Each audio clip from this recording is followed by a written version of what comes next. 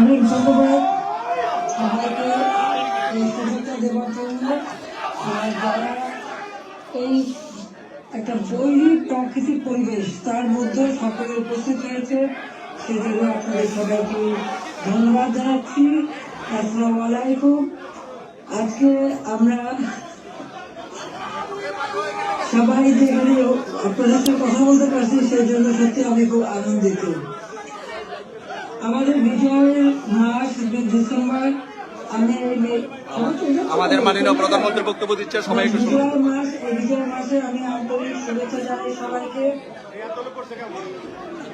আমরা বলতে পারি যে আজকে আমরা বিজয় দিবসটা এমন একটা অবস্থা পরিবেশে পালন করছি যেখানে মানুষের কথা বলার অধিকার নাই, ন্যায় বিচার পাওয়ার অধিকার নাই,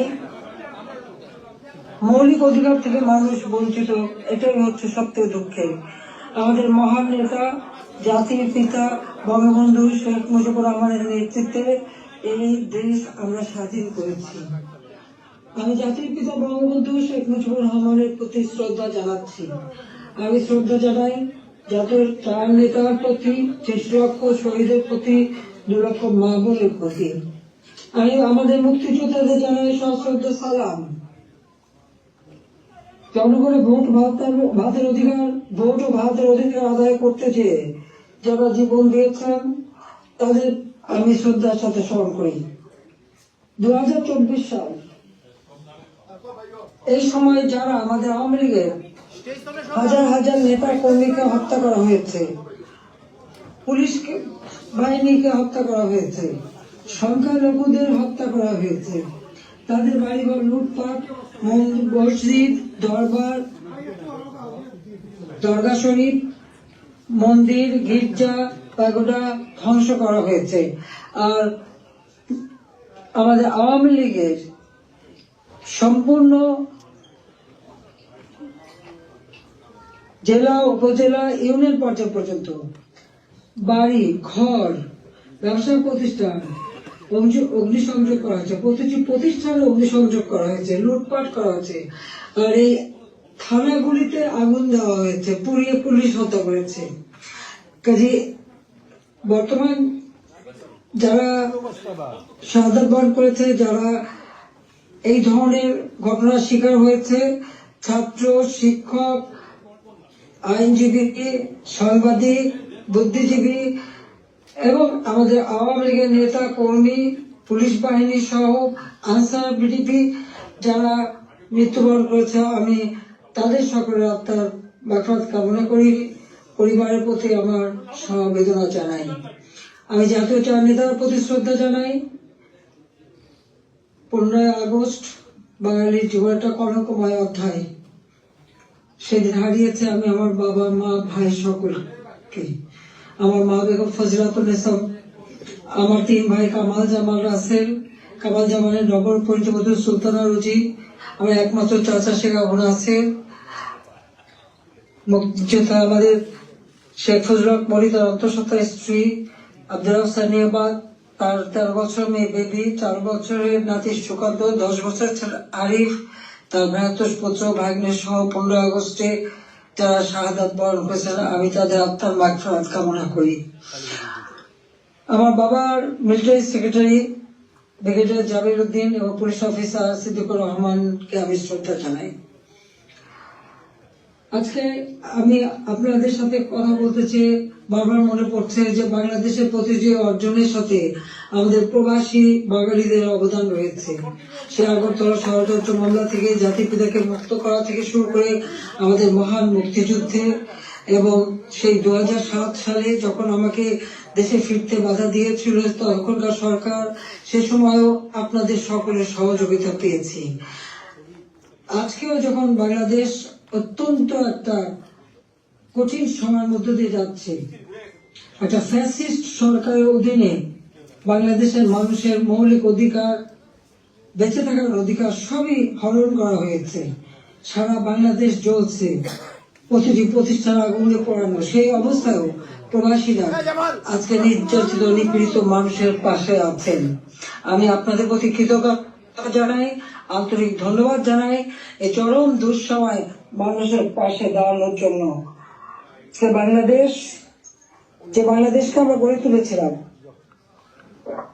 জাতির পিতা স্বপ্নের বাংলাদেশ হিসেবে, ক্ষুধা দারিদ্র্যমুক্ত বাংলাদেশ হিসেবে, অর্থনৈতিকভাবে বাংলাদেশ উন্নত হয়েছিল, কিন্তু আজকে আমরা দেখি যে একে একে সব ধ্বংস করা হয়েছে। আজকে এমন একটা সরকার ক্ষমতায় যাদের হাতে এদেশের 30 লক্ষ মানুষ শহীদ হয়েছে, আমাদের বুদ্ধিজীবীদের হত্যা করা হয়েছে। এই 14 ডিসেম্বর বুদ্ধিজীবী হত্যা দিবস, সেই সময় ওই নিজামী, মুজাহিদ থেকে শুরু করে এরা তো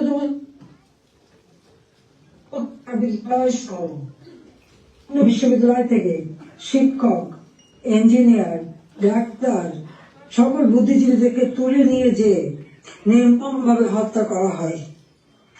বাংলাদেশকে মেধাশূন্য করার একটা চেষ্টা করা হয়েছিল সেই সময়। একদিকে পাকিস্তানি হানাদার বাহিনী, তাদের গণহত্যা, আর সেই সাথে সাথে এই আলবদো রাজাকার আল-শামস বাহিনী বানিয়ে আমাদের একদিকে গণহত্যা, পাকিস্তানি হানাদার বাহিনীকে সহযোগিতা করা, অপরদিকে বুদ্ধিজীবীদের হত্যা করেছিল, যারা সেই ডিসেম্বর মাসের 14 তারিখ থেকে 10 তারিখ থেকে 14 তারিখ পর্যন্ত কয়েক শত বুদ্ধিজীবীকে নির্মম ভাবে হত্যা করে। আমি তাদেরও হত্যার শান্তি কামনা করি, মাগফিরাত কামনা করি। আমরা আওয়ামী লীগ 75 সালের পর 21 বছর পরে আমরা সরকার গঠন করি, জনগণের সেবা করি। 2008-এর নির্বাচনে আমরা জয়ী হই। সেই নির্বাচনে আওয়ামী লীগ এককভাবে 233টা সিট পায়, আর বিএনপি পেয়েছিল মাত্র 30টা সিট। জনগণের ম্যান্ডেট নিয়ে আমরা সরকার গঠন করে জনগণের কল্যাণে কাজ শুরু করি, যার ফলে এদেশের জনগণ 2014 সালের নির্বাচন, 2018 সালের নির্বাচন এবং 2024 সালের নির্বাচনে স্বতঃস্ফূর্ত ভাবে একটা অবাধ, নিরপেক্ষ, সুষ্ঠু নির্বাচনের মাধ্যমে বাংলাদেশ আওয়ামী লীগকে বারবার ভোট দিয়ে তাদের সেবা করার সুযোগ দিয়েছে। আমি বাংলাদেশের জনগণের প্রতি শ্রদ্ধা জানাচ্ছি। দুর্ভাগ্যের বিষয় হলো 2024-এ সরকার গঠন করার পর আমরা যখন দেশকে এগিয়ে নিয়ে যাচ্ছি, এই বাংলাদেশকে একটা যুদ্ধ বিধ্বস্ত বাংলাদেশ গড়ে তুলে জাতির পিতা বঙ্গবন্ধু শেখ মুজিব উন্নয়ন একটা সম্পূর্ণত দেশ হিসেবে প্রতিষ্ঠা করে দিয়েছিলেন, যেটা আন্তর্জাতিকভাবে স্বীকৃত, জাতিসংঘ কর্তৃক স্বীকৃত ছিল। সেই সম্পূর্ণত দেশকেই আওয়ামী লীগ সরকার গঠন করার পর 2009 সাল থেকে 24 সাল এই সময়ের মধ্যে, বিশেষ করে 2021 সালে 20 সালে যখন আমরা জাতির পিতার জন্ম শতবার্ষিকী উদযাপন করি, 21 সালে যখন স্বাধীনতা সুবর্ণ জয়ন্তী উদযাপন করি, সেই সময় বাংলাদেশকে আমরা উন্নয়নশীল দেশের মর্যাদায় অধিষ্ঠিত করি। অর্থাৎ যেখানে জাতির পিতা বাংলাদেশকে রেখে গিয়েছিলেন, সেই জায়গা থেকে আমরা জাতির পিতার আদর্শ ধারণ করে তার পদাঙ্ক অনুসরণ করে বাংলাদেশকে আমরা উন্নয়নশীল দেশের মর্যাদা এনে দিই, জনগণের মৌলিক চাহিদা পূরণ করি। দারিদ্র্যের হার 41 ভাগ থেকে 18.7 ভাগে নামিয়ে আনি। হত দরিদ্র যা 25.1 ভাগ ছিল, সেটা আমরা 5.6 ভাগে নামিয়ে আনি। আমাদের লক্ষ্য ছিল বাংলাদেশ সম্পূর্ণভাবে অতি দারিদ্র মুক্ত হবে, আর সেই লক্ষ্য নিয়ে ব্যাপক কর্মসূচি বাস্তবায়ন করি। প্রতিটি গ্রামকে শহরে রূপান্তর করি, ঘরে ঘরে বিদ্যুৎ পৌঁছে দিই, খাদ্য নিরাপত্তা নিশ্চিত করি, দরিদ্র মানুষের জন্য বিনা পয়সা খাদ্য বিতরণ, মধ্যবিত্ত, নিম্নবিত্ত তাদের জন্য, এখন নিম্নবিত্তদের জন্য 15 টাকায় চাল, আর মধ্যবিত্ত বা স্বল্প আয়ের তাদের জন্য 30 টাকা চাল যাতে কিনতে পারে, এবং ডাল, তেল, লবণ সহ কিনতে পারে। 1 কোটি পারিবারিক কার্ড আমরা তৈরি করে দিই টিসিবির মাধ্যমে, যাতে যারা ফিক্সড ইনকাম গ্রুপ, সীমিত আয়ের মধ্যে দিয়ে চলতে হয়, তাদের জন্য এই দ্রব্যমূল্যের উচ্চ মূল্যে তারা যেন কোনো মতে কষ্ট না পায়, সেদিকে লক্ষ্য রেখে আমরা সেই পদক্ষেপ দিয়েছিলাম। আমাদের লক্ষ্যই ছিল ক্ষুধা দারিদ্র্যমুক্ত বাংলাদেশ গড়ে তোলা। গৃহহীন ভূমিহীন মানুষকে আমরা বিনা পয়সায় ঘর করে দিই। বাংলাদেশের 58টা জেলা সম্পূর্ণভাবে ভূমিহীন গৃহহীন মুক্ত হয়, সেখানে কোনো মানুষ ভূমিহীন গৃহহীন ছিল না, আর বাকিগুলিও করে দেওয়ার কাজ চলমান ছিল। আমরা এই বছরে বাংলাদেশকে ভূমিহীন গৃহহীন মুক্ত একটা মানব কল্যাণের রাষ্ট্র হিসেবে গড়ে তুলতে পারতাম, কিন্তু আমাদের দুর্ভাগ্য যে চরমভাবে একটা চক্রান্ত শুরু হয়।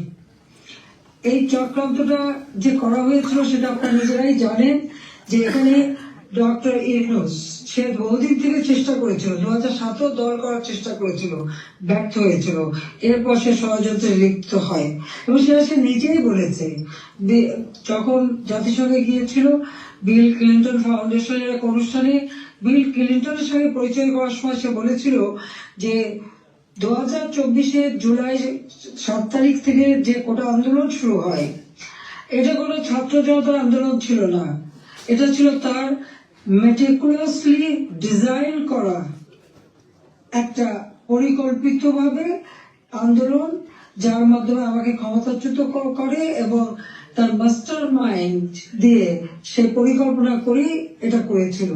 কথাটা বাস্তব, কারণ কোনো কোটা ছিল না, সব দাবি মানা হয়ে গেছিল, কিন্তু দাবি মানার পরেও কেন আন্দোলন চলে, আর এই আন্দোলনের কোনো নেতা কিন্তু খুঁজে পাওয়া যায়নি। যেখানে যেটা গভীর চক্রান্ত সেটা বোঝাই যাচ্ছিল। এই চক্রান্তটা সে মেটিকুলাসলি করেছিল। তার চক্রান্ত 1, 2, 3 অর্থাৎ ABC এভাবেই তার পরিকল্পনা করা। প্রথমে আন্দোলন সে সফল করলো, এরপর সব জ্বালা পোড়াও, জাতির পিতা বঙ্গবন্ধু স্মৃতি জাদুঘর, ওই ছবিটুকু তো আমরা 2 বোন পেয়েছিলাম, আমরা তো ভোগের জন্য নেইনি, জনগণকে এই শপথ দান করেছিলাম। সেই বঙ্গবন্ধু ভবন স্মৃতি জাদুঘর আগুন পড়ায় একসাথে, ওই লাইনে 9টা বাড়ি পড়ায় 4টা মানুষ পড়ে মারা যায়। খালি এখানেই না, সারা বাংলাদেশ আগুন দিয়ে জ্বালায় তারা। সেই মেট্রো ওই ইউনূসের একজন সমন্বয়ক সে নিজেই স্বীকার করেছে পুলিশ হত্যা এবং মেট্রো রেলে আগুন না দিলে নাকি তাদের বিপ্লব সফল হতো না। তো পুলিশ হত্যা এবং মেট্রো রেল আগুন দেওয়া, অর্থাৎ শুধু মেট্রো রেল না, যে কটা প্রতিষ্ঠানে আগুন দিয়েছে, বিজিবি থেকে শুরু করে আমাদের সেতু ভবন, সড়ক ভবন, দুর্যোগ মন্ত্রণালয় ভবন, সবই তাদের ওই পরিকল্পনার অংশ। এবং সেই সাথে বঙ্গবন্ধু ভবন থেকে শুরু করে আওয়ামী লীগের সকল নেতা কর্মীদের বাড়ি ঘর, ব্যবসা প্রতিষ্ঠান সব অগ্নি সংযোগ করে পুড়িয়ে দেওয়া হয়েছে। এমনকি নরসিংদীতে আপনারা দেখেছেন জেল ভেঙে দিয়ে সেখান থেকে সমস্ত কয়েদি জঙ্গি সন্ত্রাসী তাদেরকে ছেড়ে দেওয়া হয়েছে। শুধু তাই না, ইউনূস ক্ষমতা এসে যত জঙ্গি সন্ত্রাসী ছিল তাদেরকে তারা ছেড়ে দিয়েছে, মুক্ত করেছে। এমনকি 21 আগস্ট গ্রেনেড হামলা যারা আসামি তাদেরকে ছেড়ে দিয়েছে। হলিউডিজনে যেখানে জঙ্গি হামলা হয়, আমরা সেই হামলা মোকাবেলা করে সেখানে কিছু মানুষ উদ্ধার করি, কিন্তু অনেক মানুষকে তারা হত্যা করে। সেই অপরাধী জঙ্গি সন্ত্রাসী যাদের বিচার হয়েছিল, সাজাপ্রাপ্ত, তাদেরকেও মুক্ত করে দেয়। মানে এটা কোন ধরনের কাজ আমরা জানি না। আর দেখা যাচ্ছে যে শুধু আগুন দিয়ে পড়াচ্ছে না, বাড়ি ঘর সম্পত্তি লুটপাট করা এবং তারপরে অগ্নিসংযোগ করা, সংসদ ভবনে আক্রমণ, সেখানে ভাঙচুর করা, চিফ জাস্টিস তাকে অপমান করে, লাঠি সোটা নিয়ে তাকে অপমান করে তাকে পদ থেকে বাধ্য করা, নির্বাচন কমিশন, পাবলিক সার্ভিস কমিশন, মানবাধিকার কমিশন করে এক এক প্রতিষ্ঠান, প্রত্যেকটা প্রতিষ্ঠান ধ্বংস করেছে, সকলকে সেখান থেকে বাধ্য করেছে পদত্যাগ করতে। আওয়ামী লীগের নেতা কর্মী শুধু না, আমাদের যারা বুদ্ধিজীবী, সাংবাদিক, 300 সাংবাদিকের একটা ডিটেনশন কার্ড বাতিল, চাকরিচ্যুত, 106 জন সাংবাদিকের বিরুদ্ধে হত্যা মামলা, এখন প্রায় 1700 সাংবাদিক গ্রেপ্তার, বন্দী। আওয়ামী লীগের কয়েক হাজার নেতা কর্মী, প্রায় 4-5 হাজার নেতা কর্মী তাদেরকে হত্যা করেছে, আহত করেছে।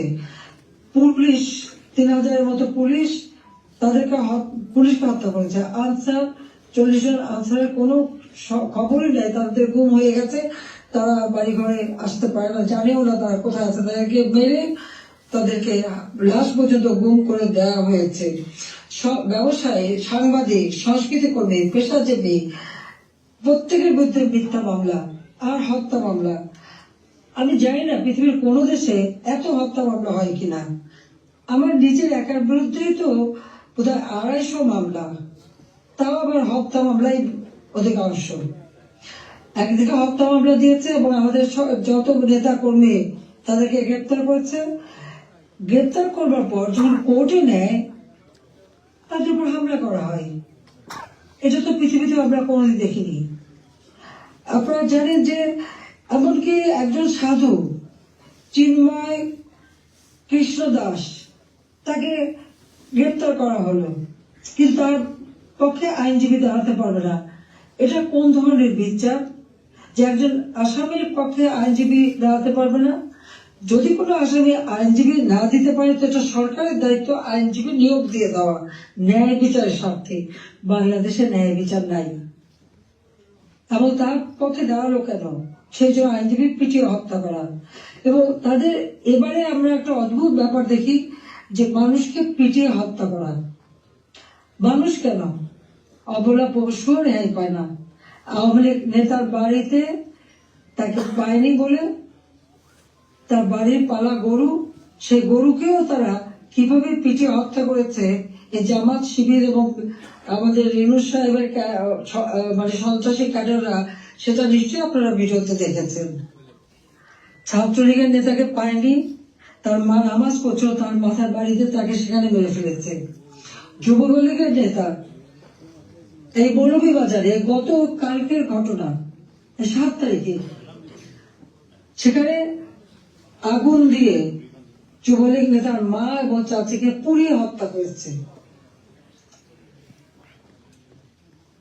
250-র উপর থানা যখন অগ্নিসংযোগ করেছে, লুটপাট করেছে, পুলিশ ভিতরে তাদেরকে পুড়িয়ে মেরেছে, পিটিয়ে মেরেছে। এমনকি একটা অন্তঃসত্ত্বা পুলিশ হাত পা ধরেছে যে ভাই আমাকে মারবেন না, আমার পেটে বাচ্চা। তাদের কথা কান দেয়নি, তাদেরকে পিটিয়ে পিটিয়ে হত্যা করেছে। সরকারি কর্মচারীদের উপর পর্যন্ত নির্যাতন চলছে। কর্মকর্তা কর্মচারীদের হয়রানি, গ্রেপ্তার, মামলা দিয়ে চাকরিচ্যুত অথবা ওএসডি করা হচ্ছে। এটা জানি না রিমান্ডে নিয়ে নির্যাতন করছে। আমাদের আওয়ামী লীগের নেতা থেকে শুরু করে সকলকে রিমান্ডে নেওয়ার পর তাদের উপর অকথ্য অত্যাচার হচ্ছে, নির্যাতন করা হচ্ছে। চরম মানবাধিকার লঙ্ঘন চলছে বাংলাদেশে। চরম একটা ফ্যাসিস্ট সরকার। আমার বিরুদ্ধে কথা বলা হয় আমি নাকি ফ্যাসিস্ট ছিলাম, আমি নাকি স্বৈরাচারী ছিলাম। আমি একটা প্রশ্ন করি, আমার সময় তো সংবাদপত্র, টেলিভিশন, রেডিও, সোশ্যাল মিডিয়া সবই তো সম্পূর্ণ স্বাধীনতা ভোগ করেছে। যার যখন যেরকম আলোচনা করা দরকার করেছে। টক শোতে যত রকমের সমালোচনা করা তারা করেছে। রেডিও, টেলিভিশন, সংবাদপত্র সবই তো স্বাধীন ছিল। এখন তো তারা কোনো নিউজ দিতে পারে না। প্রত্যেক জায়গায় ইউনুস তো নিজেই একটা মাস্টার মাইন্ড খুনি, তার এজেন্ট সব জায়গায় আছে। প্রত্যেক জায়গায় তারা ঠিক করে দেয় কোন সংবাদ যাবে, কোন সংবাদ যাবে না। এই যে বাংলাদেশে এত ঘটনা ঘটে যাচ্ছে, প্রায় 1 কোটির মতো প্রতিষ্ঠান শুধু অগ্নিসংযোগ করে ধ্বংস করা হয়েছে। ইন্ডাস্ট্রি, হোটেল, 5 স্টার হোটেল থেকে শুরু করে কোনো কিছু বাদ যায় নাই তাদের আক্রমণ থেকে। কেউ কি কোনো একটা নিউজ দিতে পেরেছে? কেউ কি কোনো সংবাদ দিতে পেরেছে? কেউ কি বিচার চাইতে পেরেছে? বিচার চাওয়ারও সুযোগ নেই, থানায় মামলা দেওয়ার সুযোগ নেই। মামলা শুধু সেটুকু হবে যেটুকু তারা বলে দেবে সেইটুকু। ন্যায় বিচার পাওয়ার অধিকার মানুষের নাই। উচ্চ আদালত থেকে শুরু করে সর্বক্ষেত্রে দলীয়করণ, চরম ভাবে দলীয়করণ। বলছে বৈষম্য বিরোধী আন্দোলন, এখন তো দেখা যায় সব জায়গায় বৈষম্য সৃষ্টি করা হচ্ছে। আমি একটা কথাই বলতে চাই যে যে সমস্ত অপবাদগুলি দেওয়া হয়েছে সবাই একটু তুলনা করে দেখুন যে আওয়ামী লীগ সরকার থাকতে মানুষ কিভাবে স্বাধীনতা ভোগ করেছে, সেটা সোশ্যাল মিডিয়া হোক, তাদের বক্তব্য হোক, মিটিং মিছিলে হোক, সব কিছুতে অধিকার ছিল। আমরা তো সেখানে হস্তক্ষেপ করিনি। কিন্তু আজকে কি আওয়ামী লীগের একটা নেতা কর্মী রাস্তা নামতে পারে না, রাস্তা দিয়ে হেঁটে যাচ্ছে, একজন বলে দিল উনি আওয়ামী লীগের কর্মী, সঙ্গে সঙ্গে তাকে এক কোপ দিয়ে হাত ফেলে দিল, কেটে ফেললো। কোন দেশে বাস করি আমরা? কি অপরাধ! আর সেই সাথে দেখা গেল কি এই অপরাধীদের দায় মুক্তি দেওয়া হলো। জুলাই 15 তারিখ থেকে এই পর্যন্ত যাদের হত্যা করা হয়েছে, লুটপাট, অগ্নিসংযোগ, মানুষ হত্যা, ছাত্র হত্যা, প্রতিটি শিক্ষা প্রতিষ্ঠানে লুটপাট, সেখানে তাদের উপর নির্যাতন, শিক্ষকদের উপর নির্যাতন, ছাত্রদের উপর নির্যাতন, প্রতিটি জায়গায় নির্যাতন চালানো হচ্ছে। আপনাকে একবার ভাবতে পারেন, শিক্ষক, গুরুজন, শিক্ষককে দেখে ছাত্ররা ভয় পায়, সমীহ করে। আর আমরা কি দেখলাম আমাদের নোবেলের আমলে? আমরা দেখলাম ছাত্ররা শিক্ষকদের অপমান করছে, অধ্যক্ষকে পদ থেকে বাধ্য করছে, ছাত্রীরা প্রিন্সিপালকে গাছের সাথে বেঁধে রাখছে, ছাত্রছাত্রীরা টিচারের গলায় জুতোর মালা পরাচ্ছে, গালে থাপ্পড় মারছে। এটা কোন ধরনের আচরণ এই কোমলমতি শিক্ষক ছাত্রছাত্রীদের শেখানো হচ্ছে? এদের ভবিষ্যৎটা কি?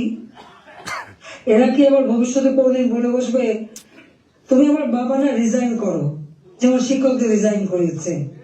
কোনদিন রাখে বলবে তুমি আমার মা না, তুমি এখন রিজাইন করো, মাতৃত্ব থেকে রিজাইন করো, পিতৃত্ব থেকে রিজাইন করো? সেটাই হয়তো বলে বসবে। এটা কি অভিভাবকরা দেখে না? এটা কি ধরনের এই জাতিকে কিভাবে গড়ে তুলছে সেটাই আমার প্রশ্ন। আমরা তো শিক্ষা দীক্ষা সব দিক থেকে সুযোগ করে দিয়েছি, আমরা শিক্ষা বৃত্তি দিয়েছি, বয়স্ক ভাতা, বিধবা ভাতা, প্রতিবন্ধী ভাতা, মুক্তিযোদ্ধা ভাতা দিয়েছি, সব বন্ধ করে দিয়েছে। আজকে হাহাকার। বাংলাদেশে আওয়ামী লীগ সরকার বলে কোনো মানুষ ভিক্ষা করতে হতো না। হ্যাঁ, কিছু প্রফেশনাল ভিখারি ছিল, সেটা আলাদা, কিন্তু মানুষকে তো ওইভাবে খাবারের জন্য হাহাকার করতে হতো না। মানুষ তো 3 বেলা খাবার পাচ্ছিল, আজকে সেটাও পায় না। আপনারা দেখেন গরিব মানুষগুলি দিনমজুর, কাজ পায় না, বেকারত্ব বেড়ে যাচ্ছে, যুবকরা কোনো কাজ পাচ্ছে না। আমরা ডিজিটাল বাংলাদেশ করেছি, আমরা ট্রেনিং দিচ্ছি, কম্পিউটার ট্রেনিং এবং ইনকিউবেশন সেন্টার করে দিয়েছি, হাইটেক পার্ক করেছি, বঙ্গবন্ধু স্যাটেলাইট 1 উৎক্ষেপণ করেছি, কর্মসংস্থান গ্রাম পর্যায় পর্যন্ত ওয়াইফাই কানেকশন, ব্রডব্যান্ড কানেকশন আমরা দিয়েছি, মানুষ কাজ করে খেতে পারে, ট্রেনিং দিচ্ছি।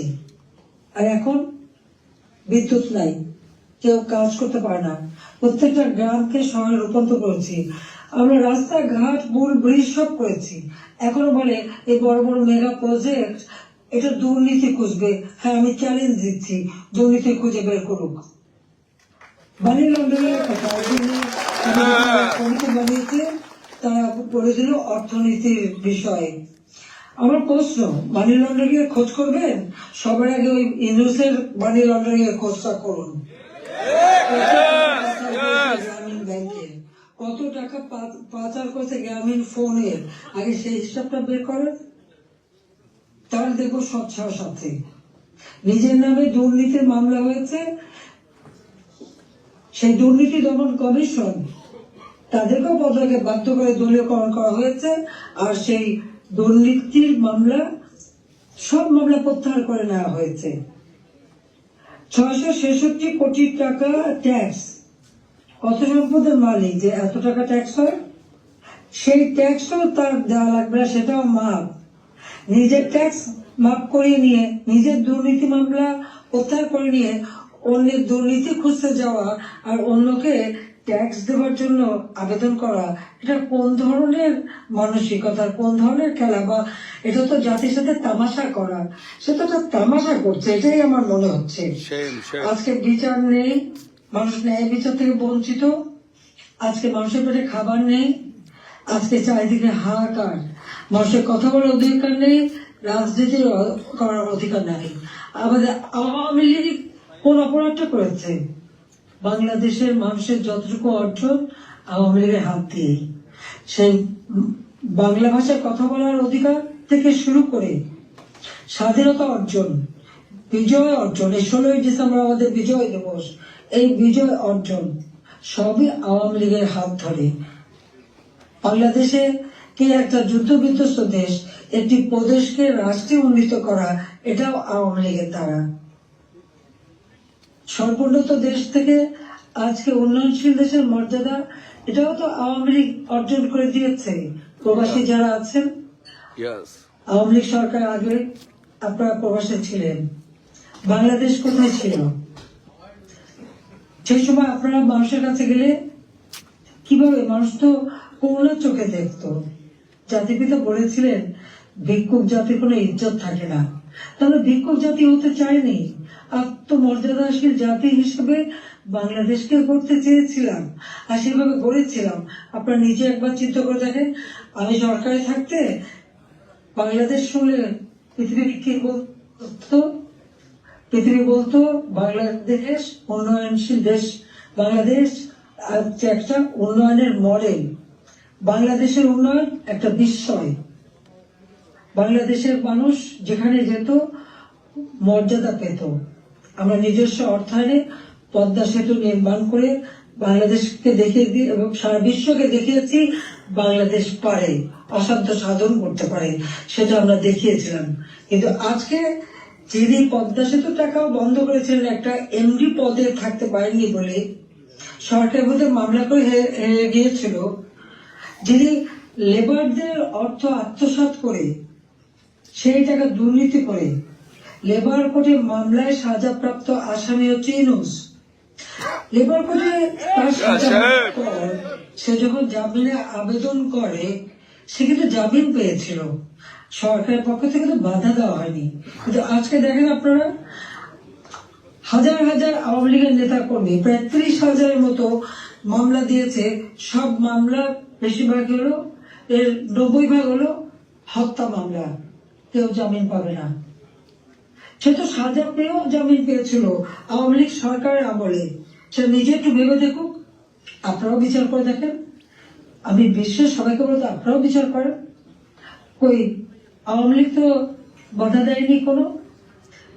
ন্যায় বিচার পাওয়ার অধিকার সকলের আছে, কোর্ট সম্পূর্ণ স্বাধীন ছিল, বিচার বিভাগ স্বাধীন ছিল, কাজে সেখানে মানুষ সেই স্বাধীনতা ভোগ করেছে।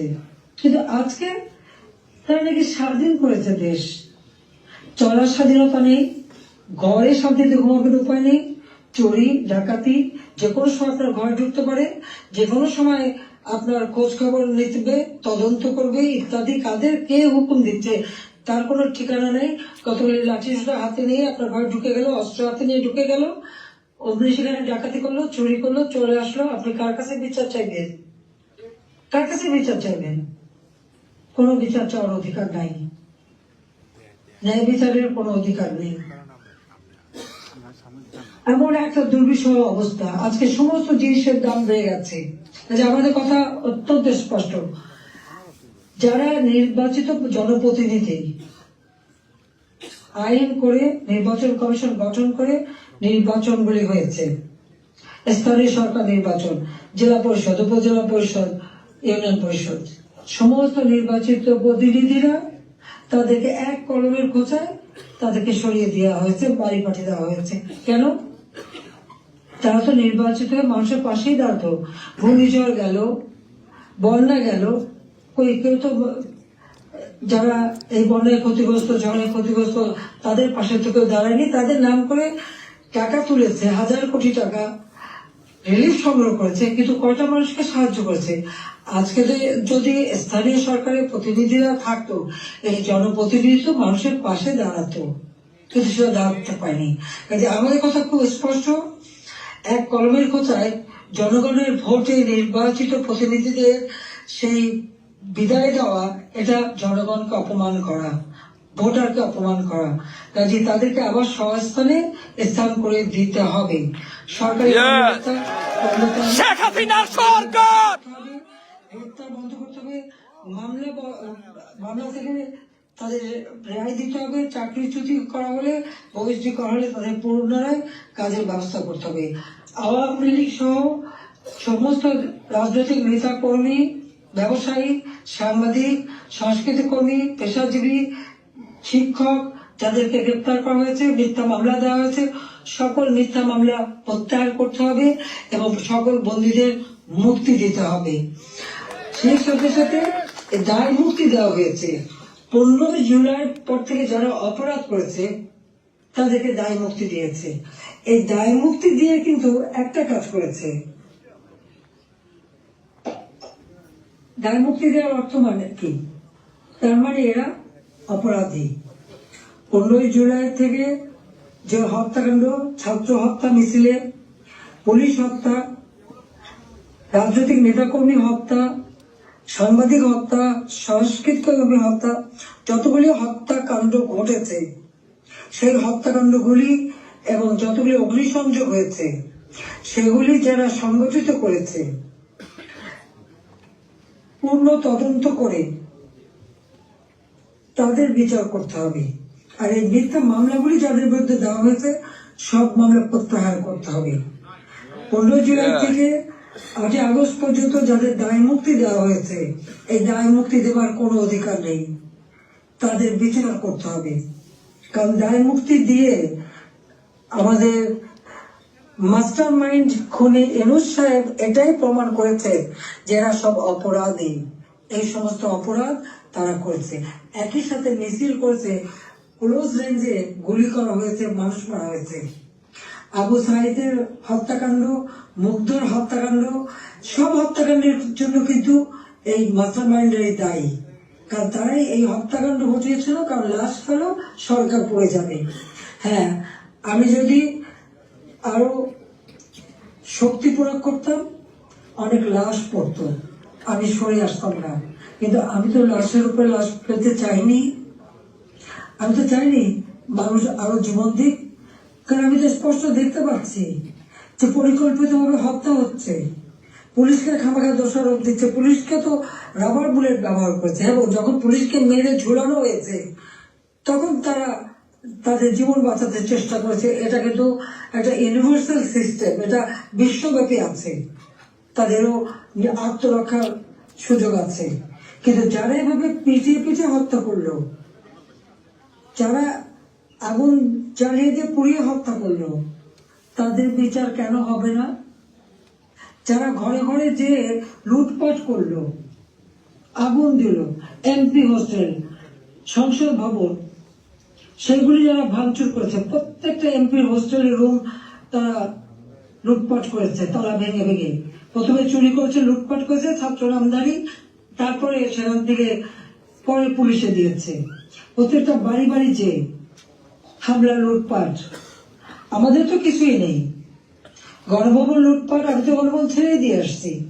আমরা দেখলাম ইউনূস সাহেব নিজেই তার সমন্বয়কদের নিয়ে চলে গেছেন গণভবনে, কাছে লুটপাটের কিছু ভাগ বটরা নেওয়ার জন্য। উনিও সেই লুটপাট করেছে। কাজে লুটেরা এখন দেশ লুট করছে। শেয়ার মার্কেটে লক্ষ কোটি টাকা পাচার হয়ে গেল, কোথায় গেল টাকা? ব্যাংকগুলি এক এক করে সব বসে যাচ্ছে। কেন? অর্থনীতিকে এভাবে কেন ধ্বংস করলো? যেখানে মাথা পিছু আয় আমরা বাড়িয়েছিলাম, আমরা আজকে আন্তর্জাতিকভাবে স্বীকৃত যে বাংলাদেশ উন্নত হচ্ছে, 35তম অর্থনীতির দেশ। আমাদের লক্ষ্য ছিল আমরা প্রকৃতপক্ষে 25তম আমরা করে ফেলেছিলাম। আমরা আরো উন্নত করতাম, 26 সালের মধ্যে বাংলাদেশ আরো এগিয়ে যেত।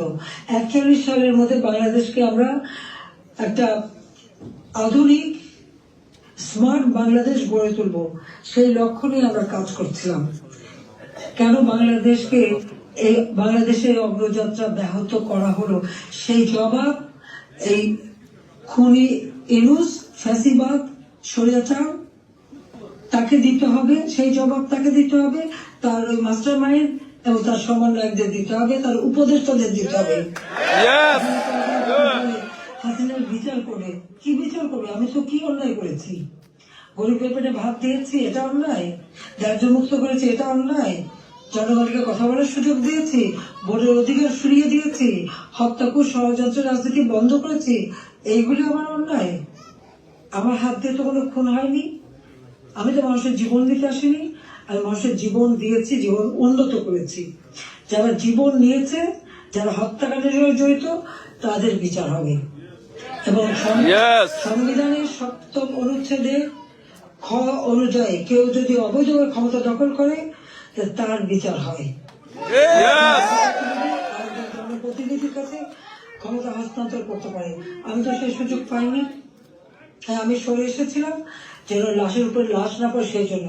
দুর্ভাগ্যের বিষয় যে থামেনি। একদিন ইনশাআল্লাহ সেই দিন আসবে, এই খুনিদের বিচার একদিন বাংলার মাটিতে হবেই হবে। Inshallah! সেটা আমরা করবো।